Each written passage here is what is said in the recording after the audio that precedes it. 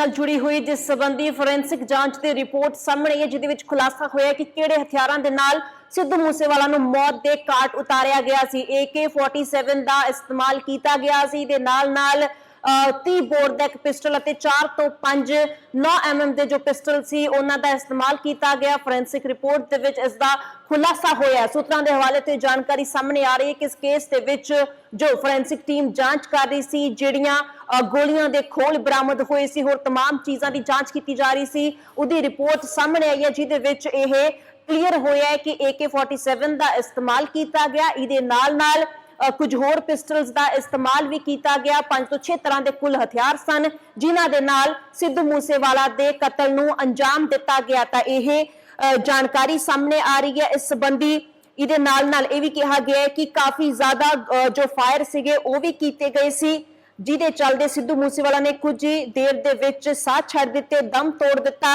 इहदे नाल एक ये भी चीज़ सामने आ रही है कि जो हाले तक रिकवर नहीं हुई, हथियारों की रिकवरी नहीं हुई हैगी, पुलिस के हाथों हथियार नहीं लगे जिन्हां दे नाल यह मर्डर किया गया। तो उहदे चलदे कोर्ट दे विच यह केस कमजोर हो सकता है, गुनाह उन्हां दा साबित करना मुश्किल हो सकता है उन्हां मुलजमां दा जिन्हां नूं अरेस्ट किया गया। इस केस दे विच दस दिए कि सिद्धू मूसेवाला का 29 मई नूं कतल होया सी, 45 दिन हो चुके ने।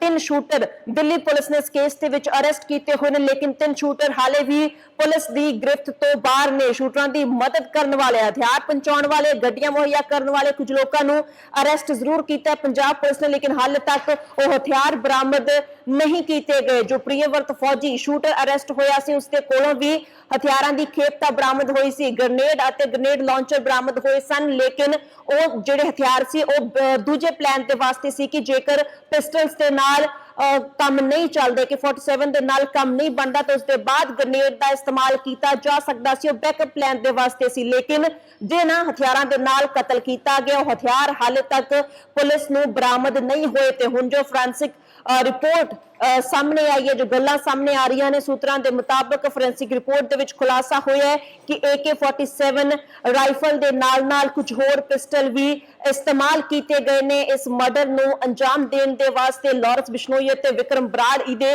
मास्टर माइंड सन, जिन्हां ने मिलके यह साजिश रची। उहदे बाद शूटर हायर किए गए, गड्डियां पहुंचाइयां गईयां, तमाम चीज़ां रेकी की गई ते इस कतल की वारदात नूं अंजाम दिता गया। वड्डे खुलासे इस केस दे विच जरूर हो रहे हैं, लेकिन हाले तक वो हथियार बरामद नहीं किए गए जिन्हां दा इस्तेमाल इस पूरे मर्डर केस दे विच किया गया। किहड़े हथियार ने जो हुण तक जानकारी सामने आ रही है कि एक AK-47 का इस्तेमाल किया गया, एक 9mm दे 4 तो 5 पिस्टल सन अते एक 30 बोर का पिस्टल सी, जिहदे नाल इस कतल की वारदात नूं अंजाम दिता गया। फोरेंसिक जो जांच है रिपोर्ट दे विच यह खुलासा होया है। दस दिए कि 3 शूटर तां दिल्ली पुलिस की अरेस्ट दे विच ने, लेकिन जगरूप रूपा, मनप्रीत मन्नू और दीपक मुंडी हाले तक पुलिस की गिरफ्त तो बाहर ने, जिन्हां दी भाल दे वास्ते पुलिस छापेमारी तक करती पई है, लेकिन हाले तक इन्हां 3 शूटरां नूं ना दिल्ली पुलिस फड़ सकी है ते ना पंजाब पुलिस। पहले जो 3 शूटर ने वो भी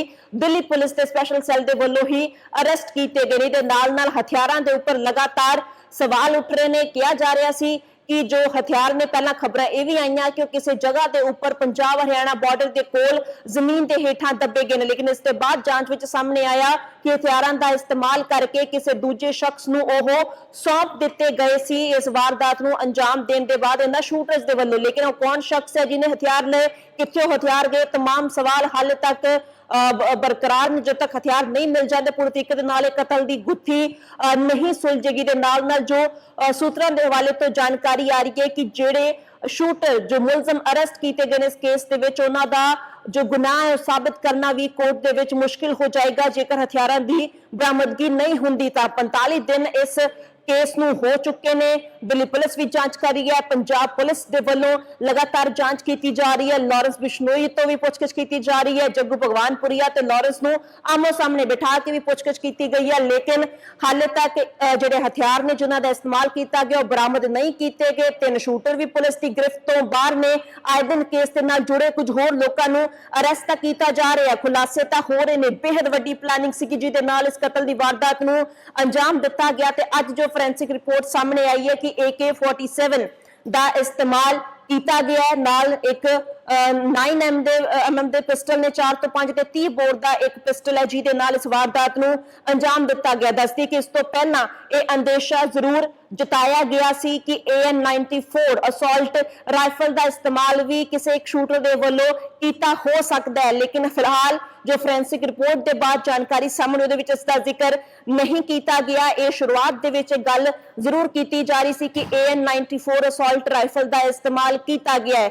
ਇਸ ਦੇ ਬਾਅਦ जो ਅੱਜ फोरेंसिक रिपोर्ट ਦੀ ਜਾਣਕਾਰੀ ਸਾਹਮਣੇ ਆ ਰਹੀ ਹੈ ਕਿ ਉਹਦੇ ਵਿੱਚ ਕਿਹਾ ਗਿਆ ਹੈ ਕਿ AK-47 ਦਾ ਇਸਤੇਮਾਲ ਕੀਤਾ ਗਿਆ। ਪਹਿਲਾਂ ਤੋਂ ਪੁਲਿਸ ਕਹਿ ਰਹੀ ਸੀ ਕਿ AK ਸੀਰੀਜ਼ ਦੇ ਵੈਪਨ ਦਾ ਇਸਤੇਮਾਲ ਹੋਇਆ ਤੇ AK-47 ਦੇ ਨਾਲ 30 ਬੋਰ ਦਾ ਪਿਸਟਲ ਅਤੇ 4 ਤੋਂ 5 9mm ਦੇ ਪਿਸਟਲਸ ਦਾ ਇਸਤੇਮਾਲ ਕੀਤਾ ਗਿਆ। ਸਾਰੇ ਹਥਿਆਰਾਂ ਦੇ ਨਾਲ ਸਿੱਧੂ ਮੂਸੇਵਾਲਾ ਨੂੰ मौत की घाट उतारिया गई। दे नाल ये भी जानकारी मिल रही है कि काफी ज्यादा फायर किए गए। जो हुण तक 29-30 फायर की गल की जा रही थी कि इस तो ज्यादा जो फायर ने वो किए गए ने। कुछ गोलियां कंधां दे उपर भी लगियां, कोल गड्डी च लगियां, थार दे उपर तां निशान सीगे ते इहदे नाल 7 ਤੋਂ 8 गोलियां जो सिद्धू मूसेवाला नूं लगियां सीगियां। उहदे नाल कुछ ही देर दे विच उसने दम तोड़ दिता। बहुत ज्यादा डूंघे जख्म हो गए सी लीवर दे विच अते छाती दे कोल भी एक गोली लगी हुई सी जिहदे चलदे ज्यादा टाइम 10 ਤੋਂ 15 मिनट ਦੇ ਵਿਚਕਾਰ ਹੀ सिद्धू मूसेवाला ਦੀ मौत हो गई सी। जो पोस्टमार्टम ਦੀ ਰਿਪੋਰਟ ਦੇ ਵਿੱਚ ਵੀ ਖੁਲਾਸਾ ਹੋਇਆ ਸੀ ਕਿ ਗੋਲੀਆਂ ਲੱਗਣ ਦੇ 15 ਮਿੰਟ ਦੇ ਅੰਦਰ सिद्धू मूसेवाला ਦੇ ਸਾਹ निकल गए सन। ते इस कतल केस में 45 दिन बीत चुके ने। 3 शूटर अरेस्ट हुए ने। 3 शूटर हाले भी पुलिस की गिरफ्त तो बाहर ने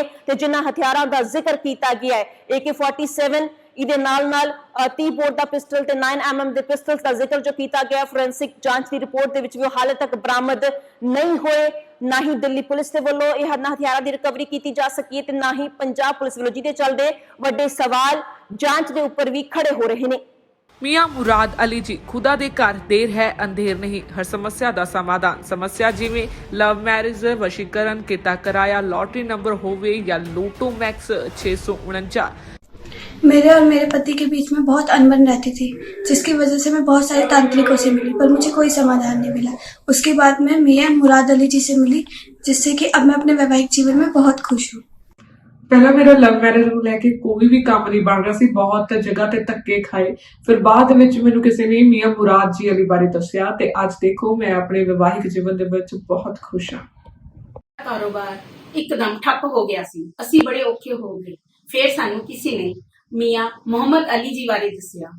ਉਹਨਾਂ ਨੇ ਸਾਡੀ ਸਮੱਸਿਆ ਦਾ ਚੰਗੀ ਤਰ੍ਹਾਂ ਜੜੋਂ ਨਿਪਟਾਰਾ ਕਰ ਦਿੱਤਾ। ਹੁਣ ਅਸੀਂ ਬਹੁਤ ਖੁਸ਼। ਹੁਣੇ ਕਾਲ ਕਰੋ 98 417 18786 97797 24075।